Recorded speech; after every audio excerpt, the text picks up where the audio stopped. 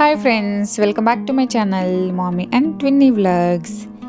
So ఇక్కడైతే నేను ready అయిపోయాను. ఎందుకంటే మేము బయటకు వెళ్తున్నామండి. మేము కొత్త ఇంటికి వెళ్ళిన తర్వాత ఇది డే 1 వ్లాగ్ అండి.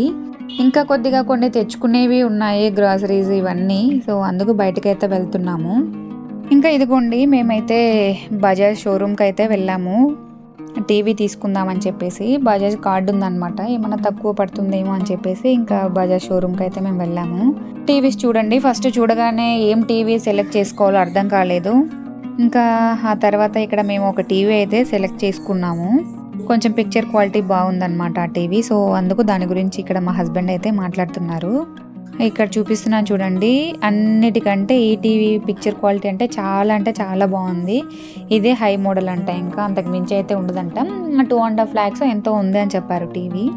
ఇంకా ఇక్కడ నేనైతే మొబైల్స్ చూస్తున్నాను, మొబైల్ కూడా తీసుకోవాలి. సో ఎలా ఉంది ఏంటి అని అయితే మొబైల్స్ కూడా ఇక్కడ చూస్తున్నాను. 1.5 hour టైం పట్టింది. ఇంకా మా హస్బెండ్ అయితే చూస్తూ ఉన్నారు, ఇంకా వాళ్ళతో అన్నీ మాట్లాడుతూ ఉన్నారు. ఇంకా ఈ టీవీ దగ్గరే దాదాపు 2 hours టైం అయిపోయిందండి. అన్నీ చూసుకోవాలి కదా, వాళ్ళతో మాట్లాడాలి, మనకుండే డౌట్స్ అన్నీ వాళ్ళని అడిగి క్లియర్ చేసుకోవాలి. అందుకోసం ఇక్కడ టైం అయితే 2 hours టైం అయితే పట్టింది.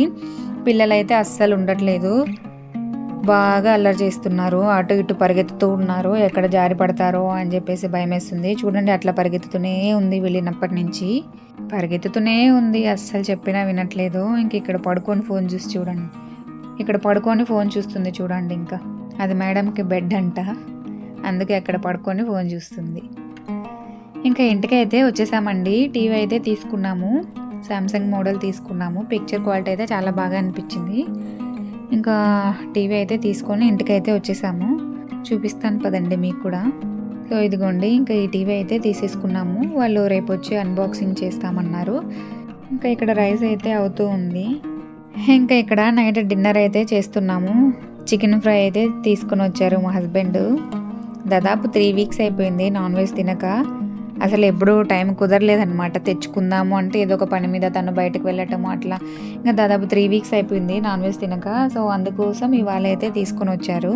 ఇంకా నేను డిన్నర్ చేసిన తర్వాత మాట్లాడతాను. ఇంకా మా డిన్నర్ చేయడం అయితే కంప్లీట్ అయిపోయింది. ఇంకా నెక్స్ట్ డే అయితే వీళ్ళు టీవీ ఫిక్స్ చేయడానికి అయితే వచ్చేసారు. ఇంకా అన్బాక్సింగ్ చేసి అన్నీ అయితే సెట్ చేస్తున్నారు.